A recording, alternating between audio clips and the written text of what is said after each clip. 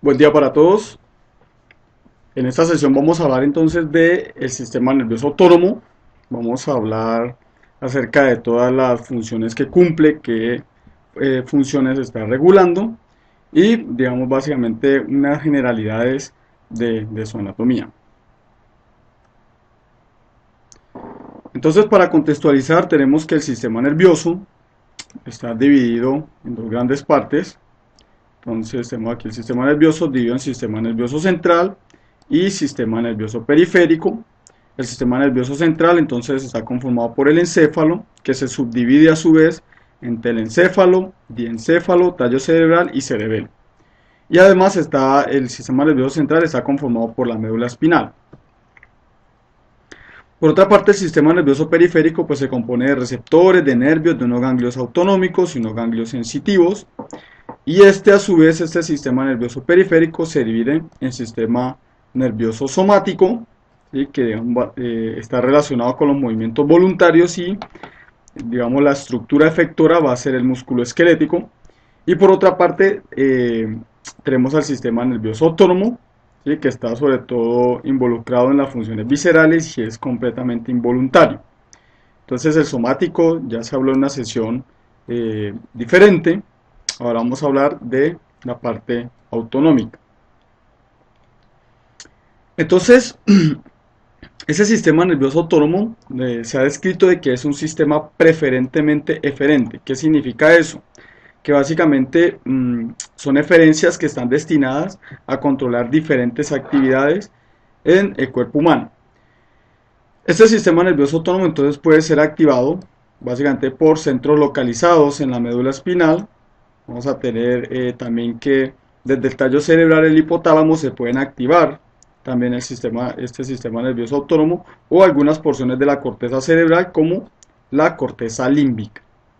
También puede ser activado por algunos reflejos viscerales, como por ejemplo a nivel de tracto gastrointestinal, cuando digamos, se activa una señal allí, una señal desde un órgano visceral que va a pasar a un ganglio autonómico y ganglio entonces digamos que puede comunicarse con el tallo cerebral y el hipotálamo y entonces se desencadena una respuesta refleja hacia ese órgano visceral. ¿Sí? Por ejemplo, un reflejo vagovagal puede ser un ejemplo de este tipo, ¿sí? A nivel del tracto gastrointestinal. Entonces, dentro de las actividades que puede controlar ese sistema nervioso autónomo, pues tenemos que está implicado en la regulación de la presión arterial, de la motilidad gastrointestinal, de secreciones gastrointestinales, obviamente todo esto en la actividad digestiva, regula la temperatura corporal y por ejemplo también el vaciado de la vejiga. Entonces este sistema nervioso autónomo, digamos, puede dar unas respuestas tan fuertes que, por ejemplo, es capaz de duplicar la frecuencia cardíaca entre 3 y 5 segundos, ¿sí? Es capaz de doblar la presión arterial en el humano, o sea, puede estar, la presión arterial normal es 120 milímetros de mercurio sistólica, podría doblarse esa presión arterial entre 10 y 15 segundos. Puede también estar involucrado en la disminución a la mitad de esa presión arterial, esto es lo que causa los desmayos, por ejemplo. Y vamos a observar que en cuestión de segundos puede producir sudoración la persona y también está relacionado con el vaciamiento de la vejiga que también se da en cuestión de segundos. Entonces el sistema nervioso autónomo, pues él se ha subdividido en dos ramas principales, ¿sí? Que va a ser el sistema nervioso autónomo rama simpática y el sistema nervioso autónomo rama parasimpática, aunque también en el sistema nervioso autónomo se incluye el sistema nervioso entérico, pero pues se verá en el contexto de el tracto gastrointestinal. Entonces el sistema nervioso autónomo en la parte simpática generalmente está relacionado, que es digamos eso que tenemos aquí, toda esta subdivisión, se ha relacionado con respuestas de lucha o huye o fight or flight responses. ¿Sí? Prepara el cuerpo para reaccionar ante una situación de estrés. ¿Sí? Esto en general está relacionado con una actividad ergotrópica, o sea que se va a consumir energía. ¿Sí? Entonces se consume energía para luchar o huir en un momento determinado. Por otra parte, el sistema nervioso parasimpático, que es toda esta división que tenemos acá, el sistema nervioso autónomo, división parasimpática, ¿sí? Que se relaciona con la respuesta de descansa y digiere o rest and digest responses, está relacionado con mantener el cuerpo en situaciones normales luego de pasar la situación de estrés o después de haberse alimentado. Pero en general esto se denomina una actividad trofotrófica y está relacionado con, digamos, acumulación de energía. ¿Sí? ¿Qué se ha descrito con respecto a estas dos divisiones? Que muchos de los órganos, vamos a borrar acá primero,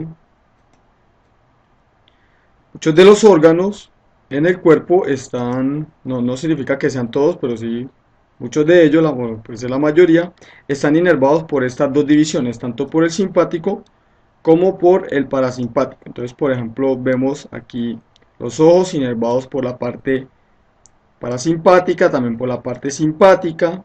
Vamos a observar aquí, por ejemplo, el corazón inervado por ambas divisiones, lo mismo que sucede a nivel gástrico, lo mismo que sucede en este caso con, digamos, la vesícula biliar, ¿sí? Lo mismo que sucede a nivel del tracto gastrointestinal, la vejiga a nivel, eh, digamos, de los genitales en hombres y también en mujeres. Entonces, mm, muchos de los órganos están inervados por ambos, como tenemos acá, bueno, también los pulmones, ¿no? Están inervados por ambos sistemas en general realizando o promoviendo efectos biológicos contrarios. Entonces, comenzando con el sistema nervioso simpático, vamos a observar que este sistema o esta división es denominada la división toracolumbar, o sea, la división simpática del sistema nervioso autónomo es denominada toracolumbar debido a que sus neuronas preganglionares se encuentran entre los segmentos espinales, entre T1 y L2, entre torácica 1 y la lumbar 2. ¿Sí? Allí se encuentran las neuronas preganglionares y por eso toma también este nombre. Este sistema nervioso simpático se caracteriza porque está conformado por una cadena de ganglios simpáticos paravertebrales, quiere decir que están al lado de la columna vertebral, como observamos acá.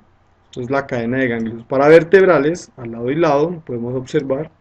Vamos a encontrar también unos ganglios prevertebrales, como por ejemplo el ganglio celíaco, hay otros ganglios eh, conformando este sistema. Y vamos a encontrar entonces los nervios propiamente dicho que parten desde los diferentes ganglios, ¿sí? Ya sean los paravertebrales, por ejemplo en este caso que inervan al corazón, o desde los prevertebrales, como por ejemplo el ganglio celíaco que está inervando parte del tracto gastrointestinal.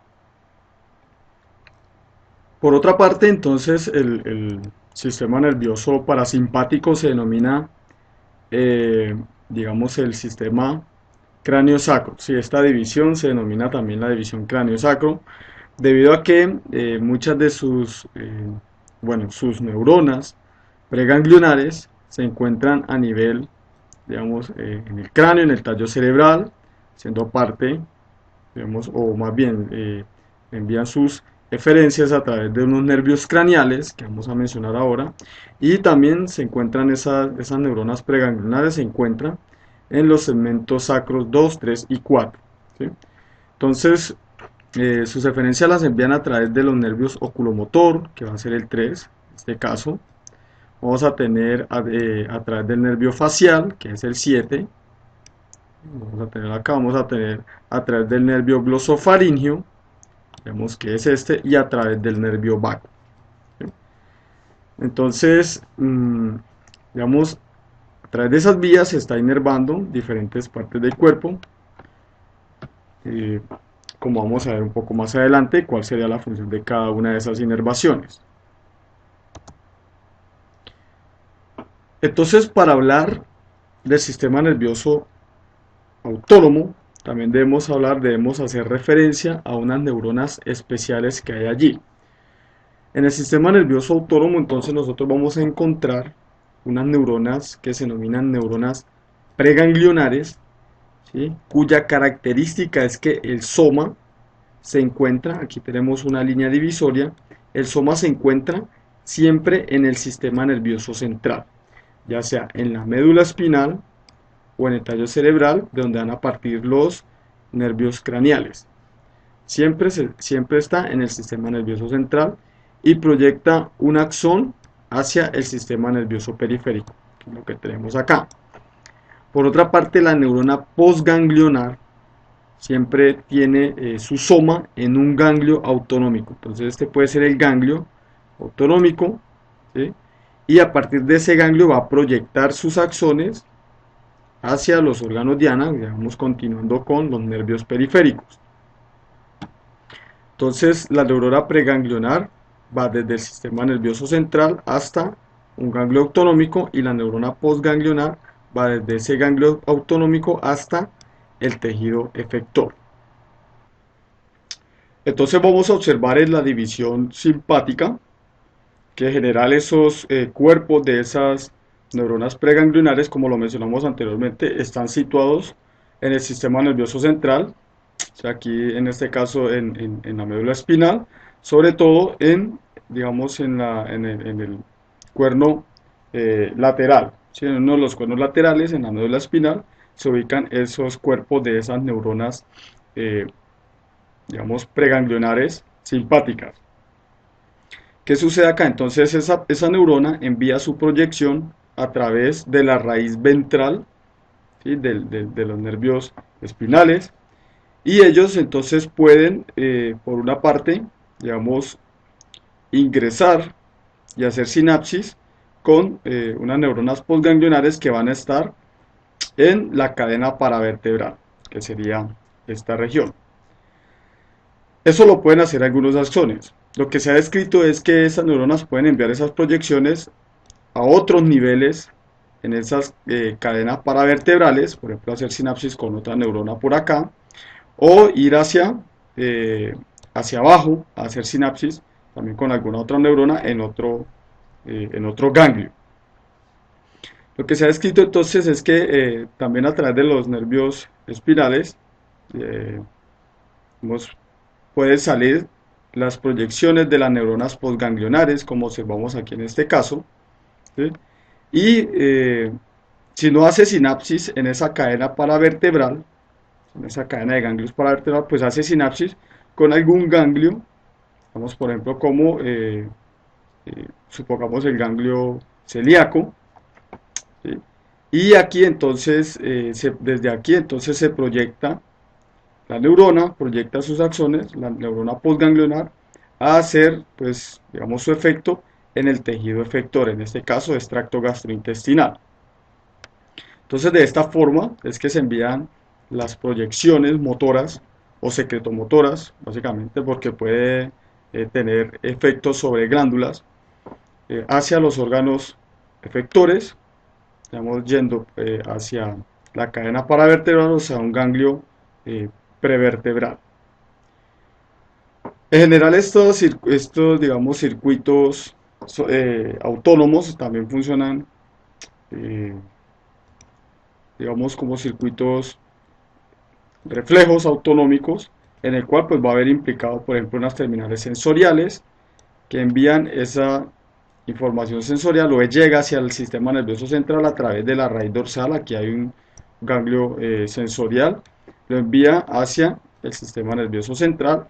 Ya aquí, pues, dependiendo de lo que haya, pues, puede haber una interneurona, por ejemplo, que pues, produzca algo de, digamos, en este caso, de procesamiento de esa información, y se da entonces la respuesta formando un arco reflejo autonómico.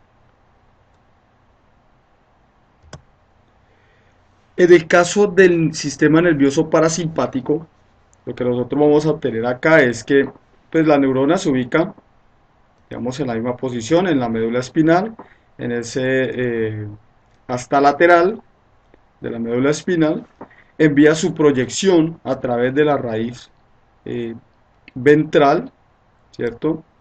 De esos nervios, y vamos a observar que entonces los axones de estas neuronas preganglionares que se ubican en el sistema nervioso central generalmente se proyectan hasta el órgano efector, ¿sí? Los axones llegan hasta el órgano efector. Entonces, ya en el órgano efector hace sinapsis con la neurona que está allí en el tejido del órgano efector. Esa es una diferencia importante, ¿sí? Entonces, observemos de nuevo en lo que sucede con la inervación simpática. Generalmente la neurona postganglionar en el sistema simpático se encuentra en un ganglio, ¿sí? Se encuentra en un ganglio y la neurona postganglionar entonces proyecta su axón hasta el órgano efector, mientras que en el sistema parasimpático la neurona postganglionar se va a encontrar en el tejido del sistema efector. ¿Listo? Se encuentra allí embebido. Por tanto, el axón de la neurona preganglionar va hasta el órgano efector, hace sinapsis con la neurona postganglionar en el órgano efector que está allí, y pues allí ya se realiza entonces la, digamos, la modulación del tejido efector como tal. Entonces, ya comparando cómo es esa distribución de esas neuronas que parten desde el sistema nervioso central hacia tejidos efectores, vamos a observar primero qué es lo que sucede en el sistema nervioso somático, que digamos fue tratado en una sesión anterior, ¿sí? Entonces, en el sistema nervioso somático tenemos por una parte la neurona motora, ¿sí? Que está en el sistema nervioso central. Ojo que hasta aquí va sistema nervioso central. La neurona motora o una motoneurona alfa está en el sistema nervioso central, envía su proyección hasta el músculo esquelético, ¿sí? Eh, entonces aquí pues no vamos a encontrar, digamos, la participación de alguna otra neurona. Es directo desde el sistema nervioso central hasta el músculo esquelético. En la rama parasimpática del sistema nervioso autónomo, entonces vamos a tener que la neurona preganglionar se ubica en el sistema nervioso central, ¿sí? Lo mismo que en el sistema simpático, pero vamos a ver la diferencia. Se ubica en el sistema nervioso central, envía su proyección o su axón hasta el órgano efector. En ese órgano efector básicamente se va a encontrar el ganglio, ¿sí? Sobre el tejido, sobre las paredes del órgano efector se va a encontrar el ganglio, y allí entonces se realiza la sinapsis con la neurona postganglionar, cuya proyección entonces va a ser muy corta, está sobre el mismo órgano como tal. Eh, entonces, digamos, como conclusión en este caso, generalmente el ganglio se encuentra sobre el órgano diana. ¿Qué pasa en la división simpática? En la división simpática, entonces, la neurona se encuentra en el sistema nervioso central también, envía su proyección hasta un ganglio que puede estar ubicado en la cadena de ganglios paravertebrales o en un ganglio prevertebral. Allí se realiza la sinapsis con la neurona postganglionar, y esa neurona postganglionar entonces envía su proyección hasta el órgano diana, ¿sí? Esto es lo que sucede acá. Bueno, hay un caso particular en el sistema nervioso autónomo en el cual pues no existe, digamos, una neurona postganglionar, que es todo el circuito que conforma el sistema nervioso autónomo junto con la médula de la glándula suprarrenal. Entonces, en este caso, tenemos una neurona preganglionar que está ubicada en el sistema nervioso central, envía su proyección hasta la médula, ¿sí? La médula adrenal. Allí entonces va a hacer sinapsis con unas células cromafines, ¿sí? Y estas células cromafines entonces responden liberando unas hormonas al torrente sanguíneo. Del torrente sanguíneo entonces esas hormonas llegan hasta el órgano diana y realizan su efecto. Pero aquí esto es un caso particular debido a que se ha descrito, por ejemplo, que estas células cromafines tienen un origen similar al que tienen las neuronas, sino que ellas migraron hasta esta parte eh, de la médula adrenal, ¿sí?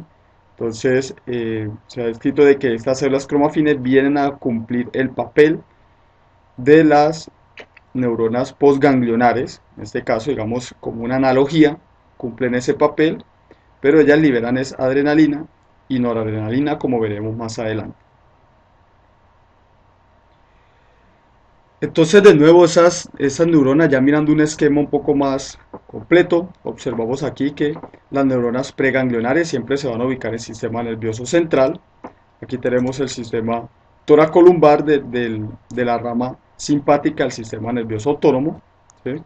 Entonces, observamos las cadenas de ganglios paravertebrales al lado y lado de la columna vertebral. Y entonces tenemos que las neuronas preganglionares envían sus proyecciones hacia las neuronas, ¿sí?, que están en los ganglios, puede ser paravertebrales o en ganglios prevertebrales. ¿Listo? Desde esos ganglios paravertebrales o prevertebrales se proyectan los axones de las neuronas postganglionares hacia los órganos diana. ¿Listo? Entonces, digamos, tenemos esa primera descripción, bueno, obviamente con excepción de lo que sucede en la médula adrenal, que la neurona preganglionar envía su proyección directamente hasta la corteza adrenal y allí, entonces, modifica la acción de esas células cromafine. ¿Qué sucede en el sistema nervioso parasimpático o cráneo sacro? ¿Sí? El sistema cráneo sacro, esta división parasimpática se denomina también de esta forma. Las neuronas preganglionares entonces envían sus proyecciones, ¿listo?, hasta los ganglios que generalmente se encuentran, digamos, muy cerca o sobre el tejido efector. Entonces, en el caso, aquí vamos a ver unos ganglios ciliares, que donde van a estar las neuronas postganglionares que están inervando, digamos, algunas algunos tejidos en el ojo, controlando esas funciones. Pero vamos a observar aquí, por ejemplo, el nervio vago, el par craneal 10, que envía sus proyecciones básicamente hasta el tejido efector. Por tanto, esas proyecciones de las neuronas postganglionares van a ser cortas, ¿sí?, ya que se encuentra o en el tejido o muy cerca del tejido. Entonces, ese sistema nervioso autónomo tiene muchísimas funciones, él está modificando la actividad de muchos órganos en el cuerpo. Entonces vamos a observar, por ejemplo, que a nivel ocular, ¿sí?, en los ojos, el sistema simpático induce la dilatación de la pupila, mientras que el parasimpático induce la constricción de la pupila. También tienen efectos sobre el músculo ciliar del ojo, entonces, digamos, el sistema simpático está relacionado con la relajación de ese músculo ciliar para la visión lejana, mientras que favorece la constricción para la visión cercana. Vamos a observar que con respecto a las glándulas generalmente induce vasoconstricción y secreciones ligeras en el caso del sistema nervioso simpático, y el parasimpático induce entonces unas secreciones bastante abundantes, bastante copiosas, que generalmente pues contienen enzimas. Las glándulas sudoríparas, entonces el sistema simpático, ¿sí?, induce las secreciones abundantes de esas glándulas sudoríparas. En el caso del parasimpático, él induce sobre todo sudoración en la palma de las manos. Vamos a observar, por ejemplo, en este caso, los vasos sanguíneos, digamos, sistémicos. Entonces, el sistema simpático generalmente lo que induce es constricción, mientras que el parasimpático lo que induce es, digamos, ligera vasodilatación o no tiene efecto. A nivel del corazón, ¿qué vamos a tener a nivel del corazón? Entonces, a nivel cardíaco, vamos a tener que las células o el músculo como tal, las fibras cardíacas, son afectadas por el sistema simpático, incrementando su tasa de contracción, en este caso la frecuencia cardíaca, o incrementando la fuerza de esa contracción, ¿sí? Vamos a observar que el parasimpático tiene el efecto de disminuir la frecuencia de contracción o esa tasa de contracción, y también pues disminuye la fuerza de contracción sobre todo en el atrio, y en las coronarias, en las arterias coronarias favorece la dilatación digamos, mediado en este caso por los receptores beta adrenérgicos, los beta 2, o constricción favorecido por los receptores alfa adrenérgicos. Y el parasimpático lo que induce es dilatación.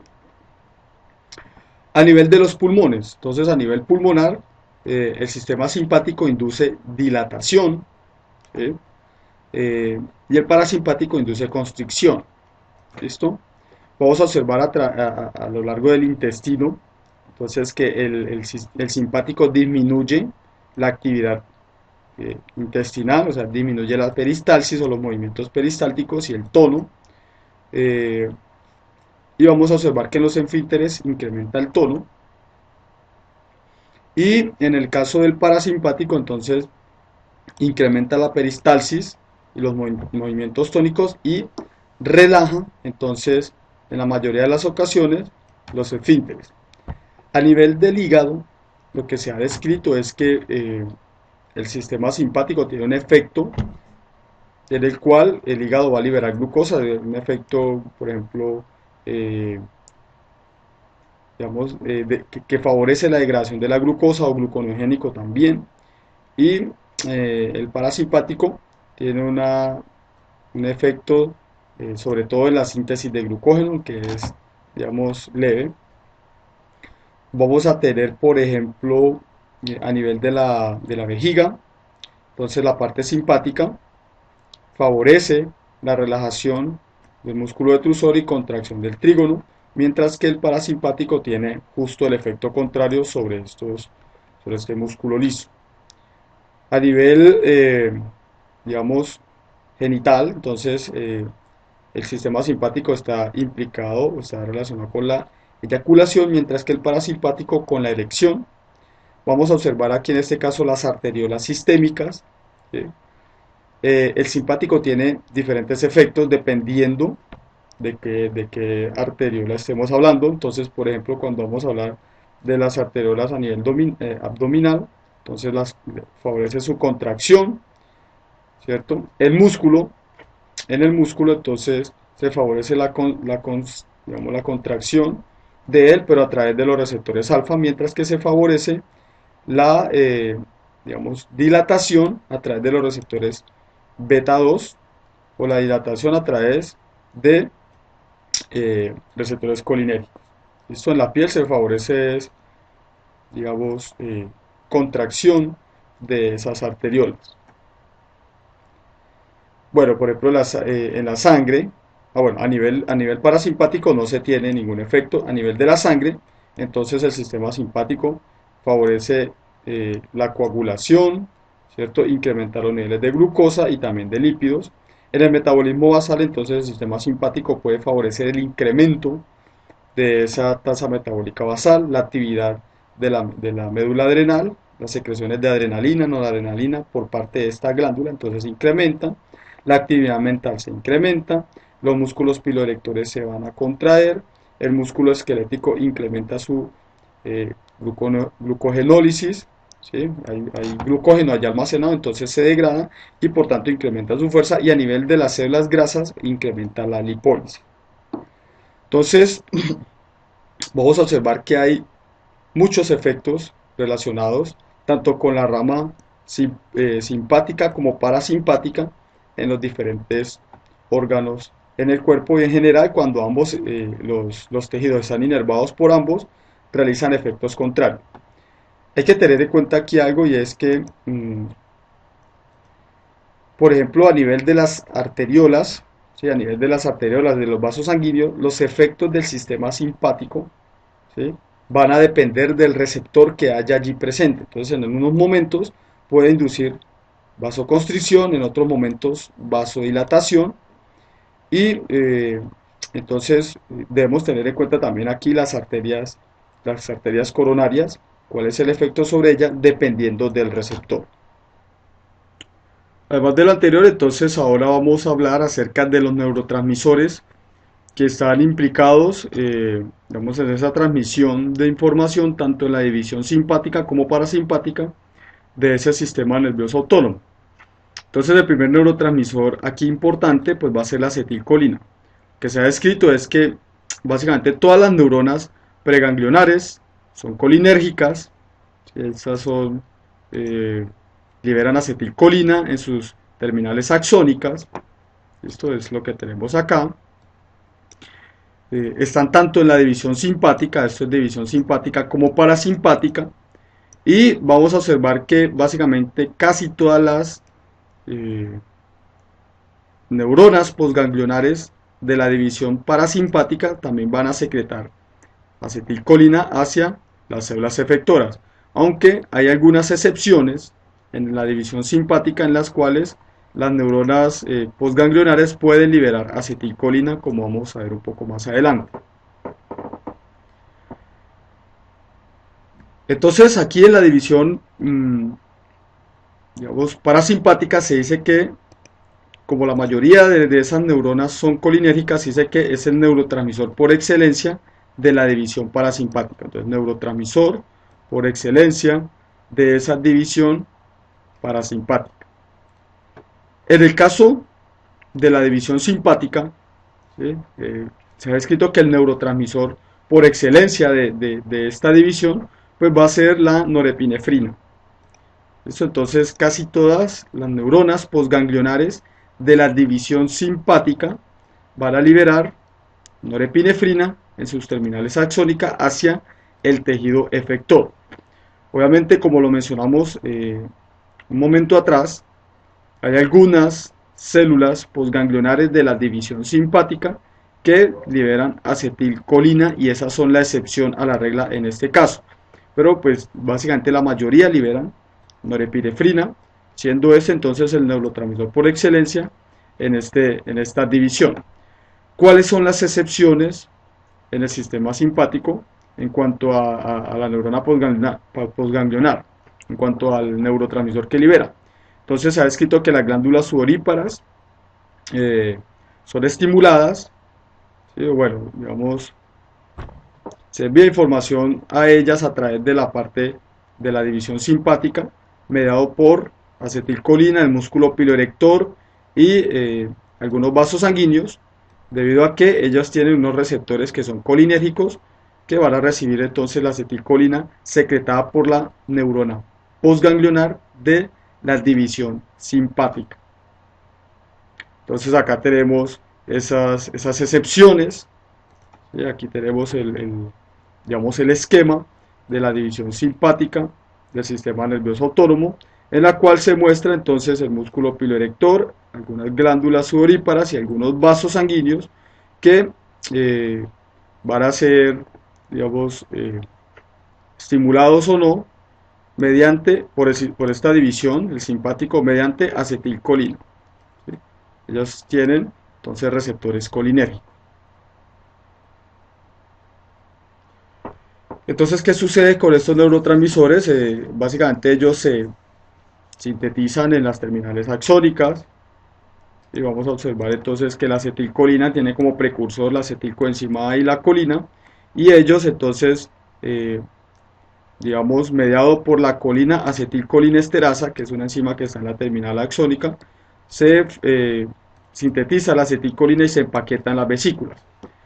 En el caso de la norepinefrina, entonces tiene como precursor la tirosina.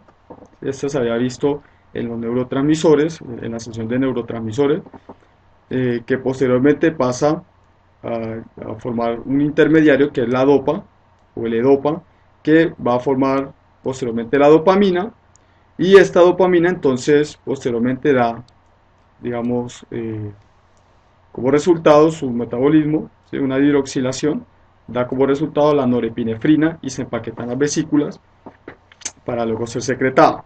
Y vamos a tener que, en el caso de la médula adrenal, entonces la norepinefrina sufre una metilación para dar lugar a la epinefrina. ¿Cómo son degradados estos neurotransmisores? Entonces, en el caso de la acetilcolina, en las hendiduras sinápticas, mediado por la acetilcolinesterasa, entonces esa acetilcolina es degradada en ion acetato y colina, y la colina se recaptura en la terminal sináptica. En el caso de la norepinefrina, entonces la norepinefrina generalmente se recaptura, ¿sí? Hacia la terminal sináptica, o en algunos casos se puede difundir a la sangre, pero allí es destruida por enzimas que están en los tejidos. Realmente la enzima es la monoamina oxidasa, catecol o metiltransferasa. ¿Sí? ¿Sabes? Bueno, entonces una vez el neurotransmisor es liberado, si es secretado, entonces pues él va a ir a un respectivo receptor. Dentro del sistema nervioso autónomo, entonces vamos a encontrar dos grandes grupos de receptores. Entonces unos van a ser los receptores adrenérgicos, ¿sí? Por una parte, y otro va a ser los receptores colinérgicos. Estos a su vez se subdividen en otras categorías, ¿sí? Vamos a hablar inicialmente de los receptores adrenérgicos. Entonces, el neurotransmisor, digamos, por excelencia, que puede activar estos tipos de receptores, pues entonces va a ser la norepinefrina y también la epinefrina, que es secretada por la, digamos, la glándula adrenal, que vamos a hablar un poco más de ella más adelante. Entonces aquí en este caso los receptores adrenérgicos también se subdividen en dos clases, los receptores alfa, entonces se dicen los receptores alfa adrenérgicos y los receptores tipo beta o receptores beta adrenérgicos. ¿Sí? Estos a su vez se subdividen, ¿sí? De acuerdo a la especificidad que tenga o la afinidad que tenga con algunas sustancias, en los alfa 1, ¿sí? Los receptores alfa adrenérgico alfa 1 y los receptores alfa adrenérgicos alfa 2. Y vamos a tener los beta, ¿sí? Los receptores beta adrenérgicos que se subdividen en tres tipos, los beta 1, los beta adrenérgicos tipo 1, los beta adrenérgicos tipo 2 y los beta adrenérgicos tipo 3. Lo que se ha descrito con este tipo de receptores generalmente es que la norepinefrina tiene mayor efecto sobre los receptores alfa, ¿sí? La norepinefrina tiene un mayor efecto sobre los receptores alfa que sobre los receptores beta. Los receptores beta son menos afines a la norepinefrina y la epinefrina entonces tiene unos efectos, digamos, similares o afinidad similar, aunque es un poco más fuerte sobre los receptores beta.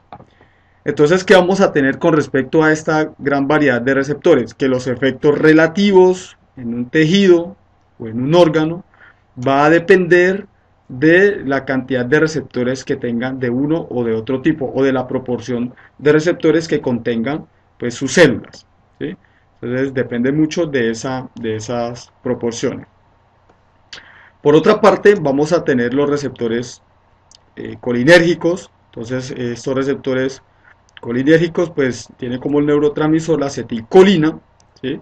Obviamente del sistema parasimpático principalmente, aunque no olvidemos de que también hacen parte de digamos, las neuronas preganglionares de todo el sistema nervioso autónomo, son colinérgicas, secretan acetilcolina. Por tanto, las neuronas postganglionares van a tener receptores colinérgicos que responden a ese neurotransmisor secretado por las neuronas preganglionares. Entonces los receptores colinérgicos se dividen en dos tipos. Unos van a ser los receptores nicotínicos por una parte y otros van a ser los receptores muscarínicos. ¿Por qué se subdividieron en estos dos tipos? Debido a que unos receptores colinérgicos responden principalmente a la nicotina, ¿sí? O sea, la nicotina es un agonista, en este caso, de este tipo de receptor, que pues ya sabemos que es un alcaloide, una sustancia que se encuentra en las plantas de tabaco. Por tanto, este tipo de receptor pues va a afectar ese tipo de receptores nicotínicos que, como mencionamos, se encuentran en todas las sinapsis entre las neuronas preganglionares y posganglionares del sistema nervioso autónomo. Por otra parte, los muscarínicos, digamos, tienen la especificidad para una molécula que se denomina la muscarina, que generalmente es producida por algunos hongos, y entonces, este tipo de receptor se va a encontrar en todas las células efectoras, las células efectoras, que son estimuladas por células postganglionares que son colinérgicas. Esto tanto en el sistema nervioso simpático como en el sistema nervioso parasimpático. Entonces aquí observamos gráficamente eh, cómo están divididos esos tipos de receptores. Entonces, digamos desde la neurona preganglionar, que son neuronas colinérgicas, tanto en sistema, la división simpática como parasimpática. Esto es división simpática, división parasimpática. son colinérgicos, por tanto la neurona postganglionar va a presentar receptores nicotínicos. ¿Listo? Entonces, recordemos esto siempre, la neurona postganglionar en la división, tanto en la división simpática como parasimpática, presenta receptores nicotínicos. Las neuronas preganglionares son neuronas colinérgicas que secretan acetilcolina. Secretan, secretan y secretan acetilcolina. ¿Qué tenemos en el caso de las células postganglionares? Entonces, en el caso de las células postganglionares vamos a tener que la mayoría de ellas en el sistema simpático, ¿sí? Este es el sistema parasimpático, la mayoría son, digamos, células que son, secretan norepinefrina, ¿listo? Entonces el neurotransmisor va a ser norepinefrina, por tanto los receptores van a ser adrenérgicos en las células efectoras, van a ser adrenérgicos, ¿sí? Obviamente vamos a tener de que, dado que se estimula por otra parte la médula adrenal y también se libera adrenalina, como vamos a ver ahora, adrenalina, entonces estos receptores adrenérgicos pueden ser alfa o pueden ser beta adrenérgicos, ¿sí? Con afinidad tanto para la norepinefrina como para la adrenalina, ¿sí? Pero pues una afinidad diferencial dependiendo del tipo de receptor. Por otra parte, cuando la neurona postganglionar es colinérgica, como en el caso de las excepciones del sistema nervioso simpático, de la rama simpática, entonces los receptores van a ser muscarínicos, ¿sí? Eso está en las células efectoras, esta sería la célula efectora, entonces en la parte simpática, en las excepciones, esas células efectoras contienen receptores muscarínicos y lo mismo sucede en las células efectoras en la división parasimpática, ¿sí? Estas células postganglionares son células colinérgicas, secretan acetilcolina y entonces las células efectoras van a tener receptores en este caso colinérgicos del tipo muscarínico. Igual sucede acá. ¿Listo? Entonces, tengamos en cuenta que estas células efectoras son las que contienen los receptores muscarínicos, ¿sí? Tanto en la división parasimpática, que es donde más se encuentra, como en las excepciones de la división simpática. Pero entonces aquí de nuevo tenemos los diferentes tipos de receptores con, digamos, el neurotransmisor liberado. Entonces ya hemos visto que en todo el sistema nervioso autónomo, la división parasimpática, la neurona preganglionar secreta acetilcolina, ¿cierto? Que va a ir a unirse a un receptor nicotínico en la neurona postganglionar. Esto sucede también a nivel simpático, secreta acetilcolina a un receptor nicotínico. Y en el caso especial de la médula, digamos, adrenal, entonces secreta acetilcolina y va a haber un receptor nicotínico, ¿sí?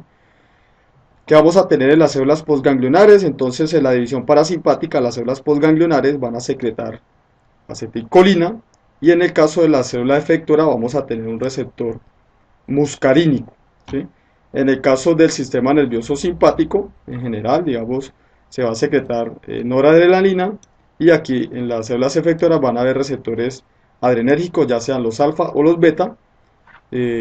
Y bueno, digamos, en el caso de la médula adrenal también sucede lo mismo, se secreta adrenalina, noradrenalina y va a ir al receptor alfa o beta. Y recordemos pues las excepciones que hay en la división simpática.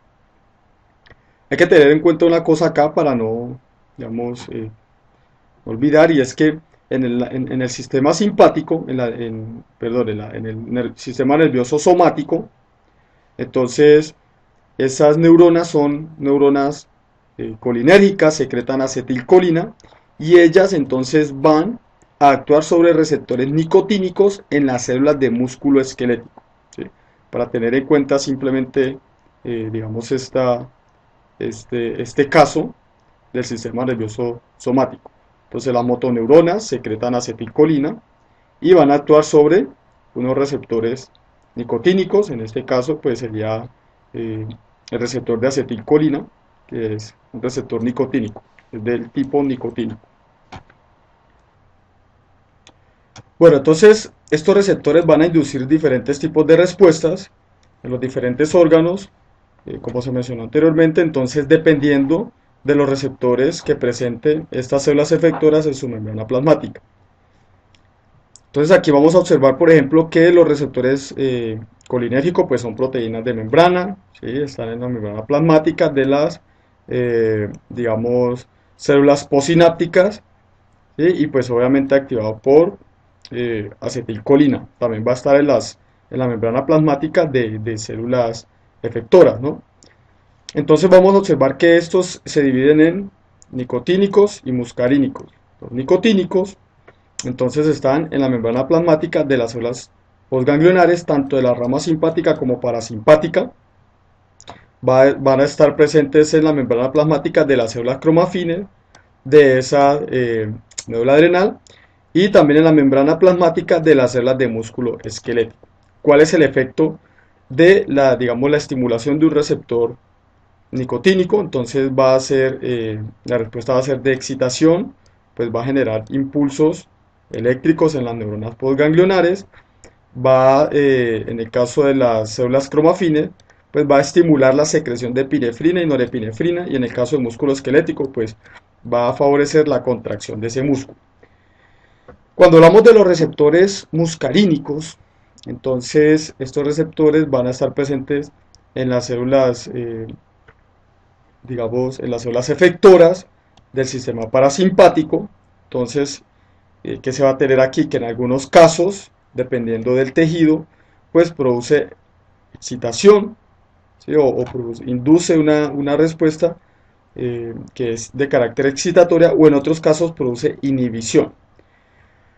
Esto en la parte, digamos, en las neuronas postganglionares, en los efectores de las neuronas postganglionares en la división parasimpática. En la división simpática, entonces, por ejemplo, en las glándulas sudoríparas va a causar incremento en la secreción de sudor, y en los vasos sanguíneos del músculo esquelético, ¿sí? eh, vamos a observar que produce inhibición digamos, de una actividad inhibitoria. En este caso va a producir relajación de ese músculo liso, que va a inducir vasodilatación en esos vasos sanguíneos en el músculo esquelético.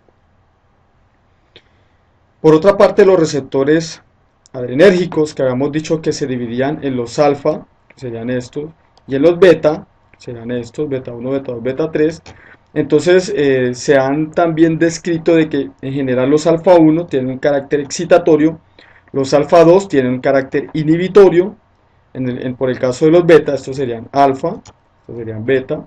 En el caso de los beta, entonces los beta 1 tienen un carácter excitatorio, los beta 2 tienen un carácter inhibitorio, y los beta 3 pues se encuentran en tejido adiposo y tienen un carácter, en este caso sería excitatorio, para inducir, en este caso, la termogénesis, la producción de calor. Entonces vamos a mirar con qué están relacionados los alfa 1, alfa 2, beta 1 y beta 2. Entonces los alfa 1, por ejemplo, están inervando algunos vasos sanguíneos, ¿sí? De músculo liso, digamos que están irrigando las glándulas salivares, la piel, ¿cierto? Una membrana mucosa, los riñones y las vísceras, ¿sí? Digamos en este caso a nivel abdominal. Entonces tienen un carácter básicamente excitatorio, induce contracción en ese músculo liso, ¿cierto? Que causa vasoconstricción.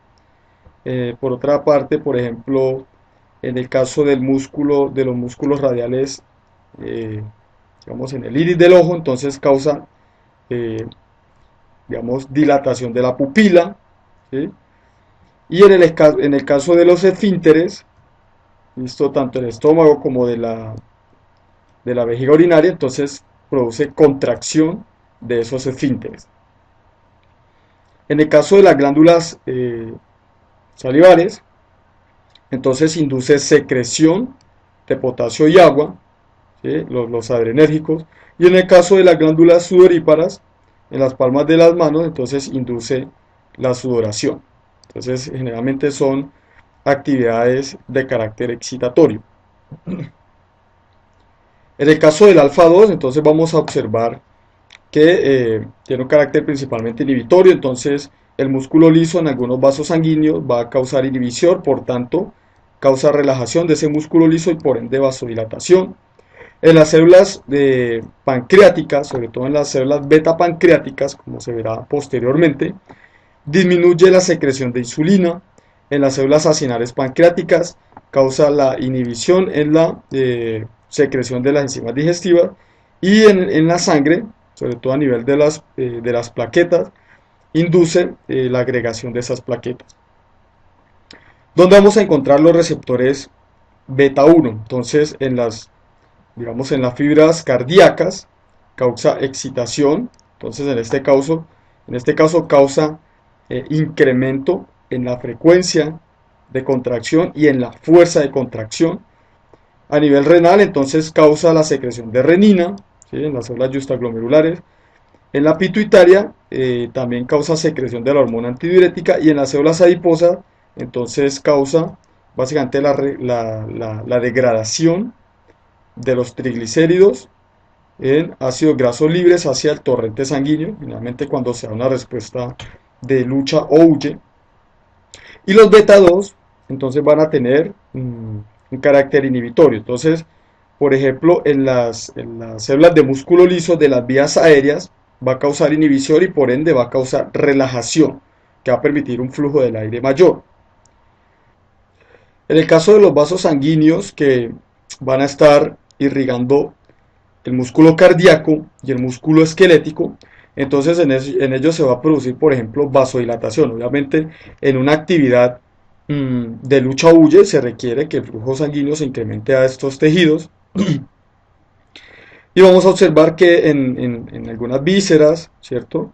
Y por ejemplo, en el músculo liso el músculo liso de vísceras y de la vejiga urinaria, entonces se puede producir relajación en la pared de estos órganos. En el caso del músculo ciliar en el ojo, produce inhibición, entonces por tanto relajación. Y en los hepatocitos incrementan la glucogenólisis, en este caso la degradación del glucógeno en glucosa, que provee la energía en esos momentos o en esas respuestas de lucha o huye. Bueno, entonces ahora vamos a hablar algo acerca de la glándula adrenal. Resulta que el sistema nervioso simpático o la división simpática tiene una particularidad, y es que uno de sus órganos efectores pues va a ser, digamos, la glándula adrenal, sobre todo la médula, ¿sí? Vamos a tener que esa glándula adrenal pues está ubicada en la parte superior de los riñones. Aquí tenemos los riñones, la glándula adrenal, ¿sí? Vamos a observar que estas son estructuras bastante vascularizadas, pues, para permitir también el transporte rápido de estas hormonas, ¿sí?, digamos, de estos productos de secreción que ellos van a realizar. Entonces, quien está asociado al sistema nervioso autónomo en la división simpática va a ser la médula. Entonces, vemos que aquí viene la neurona preganglionar y hace, digamos, sinapsis con las células cromafines que están allí, que como mencionamos pues van a actuar o van a hacer el símil de las neuronas postganglionares, y ellas van a liberar al torrente sanguíneo entonces tanto la epinefrina como la norepinefrina. ¿Listo? Esa corteza, esa glándula adrenal pues se divide en dos partes. Vamos a tener la corteza por un lado y la médula. La porción de interés en el caso del sistema nervioso autónomo, en la división simpática, va a ser la médula, ¿sí? La médula es la porción de interés.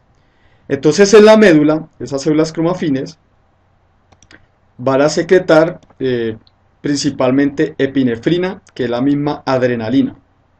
La epinefrina es la misma adrenalina, y les digamos que el porcentaje de secreción es de alrededor del 80%. Dentro de las secreciones que realizan esas células cromafines en la médula adrenal, el 80% corresponde a adrenalina, el 20% restante corresponde a norepinefrina o noradrenalina. ¿Listo?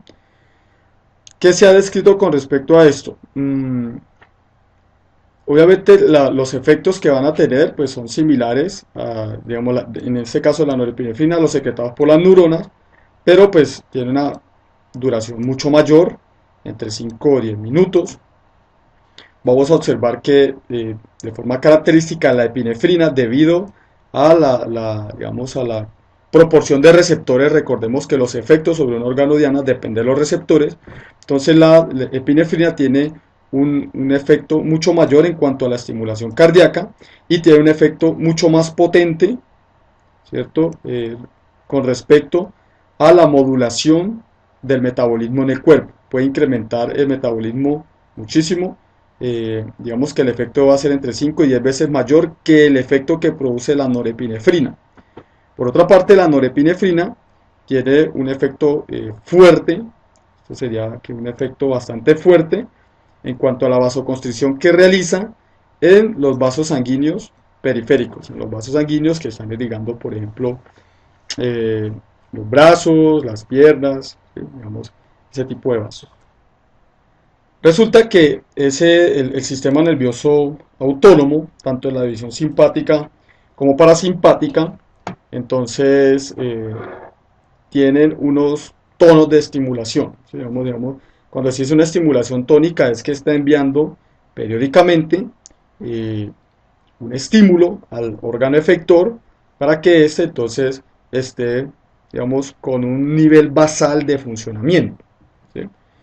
Esto, por ejemplo, sucede o es muy evidente a nivel de la corteza adrenal. Entonces, a nivel de la corteza adrenal, pues aquí la terminación, digamos, axónica de la neurona preganglionar, ¿sí?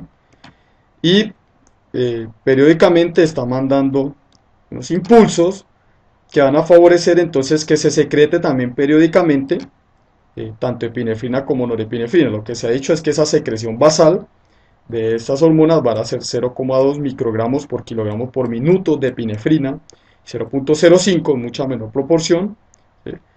Microgramos por kilogramo por minuto de norepinefrina. Entonces eso, digamos, pues vaya y realiza sus efectos si normales en el cuerpo en estado basal. Y también es evidente, por ejemplo, a nivel de los vasos sanguíneos, ¿sí? Vamos a observar que los vasos sanguíneos tienen un tono normal que van a depender de una estimulación principalmente simpática, una estimulación simpática que es periódica, entonces cada cierto tiempo se envía un estímulo para que él mantenga un nivel de contracción definido. Cuando la estimulación simpática se incrementa, digamos la frecuencia de los pulsos se incrementa de la división simpática, entonces eso induce vasoconstricción. Cuando la estimulación simpática disminuye, entonces uno por allá eh, cada cierto tiempo muy separado de lo normal, entonces esta disminución en la estimulación simpática va a causar vasodilatación. Y en el caso de algunos vasos, si hay disminución en la estimulación simpática y aumento en la estimulación parasimpática, induce aún el mayor grado de vasodilatación.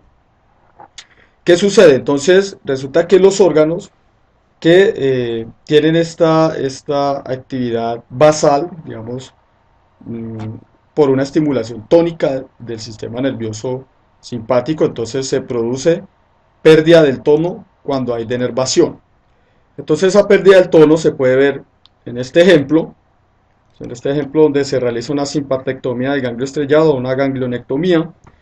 Vamos a observar que el ganglio estrellado pues, es una estructura que hace parte de la división simpática, que está inervando principalmente las extremidades superiores, entonces está controlando sobre todo la vasculatura en extremidades superiores y por tanto regula el flujo sanguíneo a dichas extremidades. Vamos a observar que el flujo sanguíneo normal hacia los, digamos, en este caso, justo en este caso, o sea, hacia esas extremidades superiores, pues van a ser 200 mililitros por minuto. Se hace una prueba, en este caso se administra norepinefrina, ¿sí? Y entonces esta norepinefrina induce una vasoconstricción. Recordemos que la norepinefrina está relacionado con incremento de estímulo simpático, o sea, se suministra norepinefrina, que significa que estaríamos incrementando ese estímulo simpático, por ende se da una vasoconstricción. Si se da vasoconstricción, entonces el flujo sanguíneo disminuye momentáneamente. Cuando está aquí en la condición normal, quiere decir que estamos en la condición tónica normal. ¿Qué sucede en el caso cuando se produce la simpatectomía? Entonces, básicamente esa inervación simpática al brazo se pierde, ¿sí? Eso quiere decir que se da la inervación completa, obviamente, se pierde toda la estimulación simpática, entonces eso quiere decir que los estímulos simpáticos a esos vasos sanguíneos van a disminuir, por ende se va a producir una vasodilatación. Si se produce una vasodilatación, entonces el flujo sanguíneo al brazo se va a incrementar considerablemente. Bueno, ya por procesos de autorregulación se logra entonces, digamos, tratar de llevar a un nivel lo más normal posible de ese flujo sanguíneo, pero como digamos, estas estructuras, los vasos sanguíneos quedaron sin estimulación simpática, ellos responden, entonces produciendo en sus células más cantidad de receptores. ¿Qué sucede en este caso? Cuando se prueba de nuevo con la norepinefrina, ¿sí? Entonces, al suministrar norepinefrina de nuevo hacia esos vasos sanguíneos, se observa que la respuesta es mucho más grande, mucho más fuerte que la que se daba en condiciones normales. Eso se conoce como una supersensibilidad a la inervación y es lo que se desarrolla cuando se pierde, por ejemplo, el estímulo, o bueno, el estímulo tónico, o sea, de la parte, en este caso es de la parte simpática, pero puede suceder en otros órganos, por ejemplo, con la inervación parasimpática. Entonces, toda esta, tanto la división simpática como parasimpática del sistema nervioso autónomo está implicado en unos reflejos autonómicos que permiten mantener la homeostasis en muchos parámetros corporales. Por ejemplo, vamos a tener el reflejo baroreceptor, que esto se verá en, digamos, en la función cardiovascular. Entonces van a ver algunos receptores, estos son interoreceptores, que se habían mencionado en la sesión introductoria. Son interoreceptores que dan información acerca de cómo está el ambiente interno del cuerpo. Esa información se envía entonces hacia el sistema nervioso central, se procesa y luego entonces se da una respuesta, por ejemplo, hacia el corazón. Si la presión arterial es muy alta, entonces la respuesta va a ser que en el corazón se disminuya esa frecuencia cardíaca, se disminuye entonces por ende la presión. Si la presión arterial está muy baja, entonces se induce incremento en la actividad cardíaca para incrementar digamos, la presión arterial. Entonces puede ser que haya, por ejemplo, en el caso de presión arterial, ¿cierto?, muy alta, entonces se induce disminución en la estimulación simpática, pues para disminuir la actividad cardíaca y incremento en la actividad parasimpática que induce disminución en esa frecuencia cardíaca. Además vamos a observar de que a nivel encefálico pues hay muchos centros que controlan esas respuestas autónomas, ¿sí? Por ejemplo, a nivel del hipotálamo hay varios centros que, por ejemplo, el balance de agua, controla el balance de agua, el balance en este caso de la alimentación, el control de temperatura que está relacionado con el metabolismo. Están los centros de control de la vejiga urinaria, ¿cierto? Vamos a tener los centros cardiomoduladores, ¿sí? Aquí a nivel de, digamos en este caso del tallo cerebral. Entonces aquí queda pues digamos más explícito de que muchos de esos digamos centros donde se producen las respuestas autonómicas o autónomas están básicamente en el sistema nervioso central. ¿Qué se ha descrito también respecto al sistema nervioso autónomo? En general, digamos que las respuestas que se dan o los estímulos a los órganos en la división parasimpática son de localización específica, ¿sí? ¿Qué quiere decir esto? O sea que, por ejemplo, cuando se produce una respuesta, no sé, para reducir la actividad cardíaca, pues eso va sobre todo a impactar solo al corazón, en ese caso, cuando va a ser hacia los pulmones. Entonces, son respuestas más localizadas al órgano como tal. Mientras que cuando hay una estimulación simpática, ¿sí?, esa estimulación, digamos, simpática, la respuesta es más amplia, ¿sí? Va a involucrar más órganos en un mismo momento y pues eso está mediado por una, digamos, efecto o una respuesta que se denomina la descarga masiva. ¿Listo? Entonces, esta descarga masiva está relacionada con esas respuestas de alarma, ¿sí? ¿Sí? De alarma, de respuestas de lucha-huye, e involucra tanto el hipotálamo por una parte y también involucra a la médula adrenal. ¿Listo? Entonces involucra a la médula adrenal, que es la que va a tener, digamos, un efecto supremamente importante en esa liberación de adrenalina y noradrenalina, o epinefrina y norepinefrina. Entonces, en la descarga masiva, digamos, sucede una serie de eventos a nivel corporal. Primero, pues, va a ser incremento en la presión arterial. ¿Sí? Para incremento de la presión arterial, entonces se produce una vasoconstricción en algunos vasos sanguíneos, se produce vasodilatación en otros, se produce incremento en la frecuencia cardíaca y se produce incremento en la fuerza de contracción del corazón. El flujo de sangre hacia los músculos activos se va a incrementar y se va a disminuir el flujo de sangre, por ejemplo, hacia el sistema gastrointestinal o hacia los riñones, que digamos en ese momento, justo en ese momento no son necesarios. Se incrementa la tasa metabólica en el cuerpo, ¿sí? Se incrementa la concentración de glucosa en sangre, obviamente esto es resultado de la glucogenólisis, que sea en el hígado, de la gluconeogénesis, ¿sí? Entonces, en el hígado también se incrementa la tasa de glucólisis, también sucede en el músculo. Esto va a permitir un incremento en la fuerza muscular, ¿sí? También se produce un incremento en la actividad mental, digamos que en esos momentos de estrés, supongamos que un carro viene hacia nosotros a alta velocidad, digamos que uno percibe todo como si estuviese en cámara lenta, ¿sí? Entonces la actividad mental se incrementa y también se incrementa la tasa de coagulación sanguínea, ¿sí? Entonces es una respuesta generalizada. Estas respuestas simpáticas, mediados por este evento que se denomina descarga masiva, que también está mediado por esas secreciones de epinefrina y norepinefrina desde la médula adrenal. Bueno, entonces resulta que todo el sistema nervioso autónomo es, digamos, es un sistema, es un blanco farmacológico supremamente importante, ya que como vimos regula muchas de las actividades o muchas de las funciones corporales, ¿sí? Entonces, pues obviamente hay diferentes tipos de sustancias que pueden modificar esa función, ¿sí?, de los diferentes órganos efectores, obviamente al modular ya sea la actividad simpática o parasimpática. Entonces vamos a tener, por ejemplo, que a nivel simpático hay fármacos que actúan en los receptores adrenérgicos.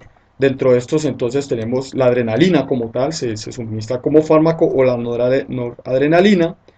Van a haber otras, por ejemplo, como la metoxamina, que se utiliza para hipotensión aguda. Este es un entonces vasoconstrictor. La fenilefrina también se utiliza, sobre todo porque digamos, tiene alta afinidad por los receptores alfa 1 como descongestivo y también para incrementar la presión arterial. Vamos a tener por otra parte el isoproterenol, que sobre todo va hacia receptores beta. Está principalmente usado en problemas de asma, para relajación de esas vías aéreas, aunque digamos, se están usando otros, algunos más específicos, como el albuterol, que va hacia los receptores beta 2 específicamente, que también tiene el mismo efecto, pero es mucho más, digamos, específico, obviamente. Hay otros tipos de fármacos que causan la liberación de esa epinefrina en las terminales nerviosas, como por ejemplo la efedrina, que digamos va a tener un efecto sobre los receptores beta 2, es broncodilatador también, broncodilatador adrenérgico y un vasopresor. Vamos a tener la tiramina, favorece la liberación de epinefrina, y las metanfetaminas, que se utilizaban pues como descongestivos nasales e inhaladores bronquiales, aunque también se usa como una droga recreativa. También se tienen fármacos que disminuyen, digamos, esa actividad simpática al bloquear, digamos, los receptores, digamos, esa actividad adrenérgica, y puede ser de varias formas diferentes. Entonces, por ejemplo, se tiene la reserpina, que en este caso evita la síntesis y el almacenamiento de la norepinefrina, ¿sí?, en esas terminales nerviosas, eh, digamos, de las neuronas postsinápticas, en el sistema nervioso autónomo. Vamos a tener la guanetidina, que por ejemplo evita la liberación de norepinefrina. Eso se utiliza sobre todo para problemas de hipertensión. La fentolamina, entonces bloquea receptores alfa, sobre todo, entonces aquí en las células diana, entonces para producir por ejemplo vasodilatación, y el propanolol, que bloquea los receptores beta, ¿sí? Que se utiliza para hipertensión y para tratar arritmias cardíacas. En el sistema, en la división parasimpática, que también pues van a ver también algunos fármacos que van a modular esa actividad. Entonces, por ejemplo, vamos a tener algunos fármacos que actúan en esos receptores colinérgicos, como la pilocarpina y la metacolina. ¿Sí? Ellos principalmente van a actuar en receptores muscarínicos y se utiliza para tratar el glaucoma. ¿Sí? El glaucoma, entonces, es un problema en el cual ese humor vítreo no se, digamos, se evacúa apropiadamente del ojo, entonces va a haber una red trabecular que se denomina. Entonces estos fármacos van a facilitar que se produzca la evacuación de ese fluido a través de esa red trabecular, ¿sí? Digamos, permitiendo de una u otra forma la relajación de esos músculos ciliares. Por otra parte, ¿qué vamos a tener? Vamos a tener fármacos que pueden potenciar los efectos parasimpáticos, ¿sí? Entonces esos son fármacos que son anticolinesterazas, o sea que lo que hacen es bloquear esta enzima, la colinesterasa. Entonces el neurotransmisor puede quedar más tiempo en la hendidura sináptica ejerciendo su efecto. Entonces uno de estos es la neostigmina, que por ejemplo bloquea la colinesterasa, y también tiene un papel como agonista indirecto de receptores muscarínicos, ¿sí? Vamos a tener el ambenonio, ¿sí? Que es similar a la neostigmina, pero tiene mayor duración. Esto se ha utilizado para tratar, por ejemplo, problemas de miastenia gravis, que se habló en la sesión de sistema nervioso somático. ¿Listo? Pero, digamos, el problema que tiene es que tiene efectos muy amplios. Digamos que la miastenia gravis es un problema a nivel motor, principalmente del sistema nervioso somático.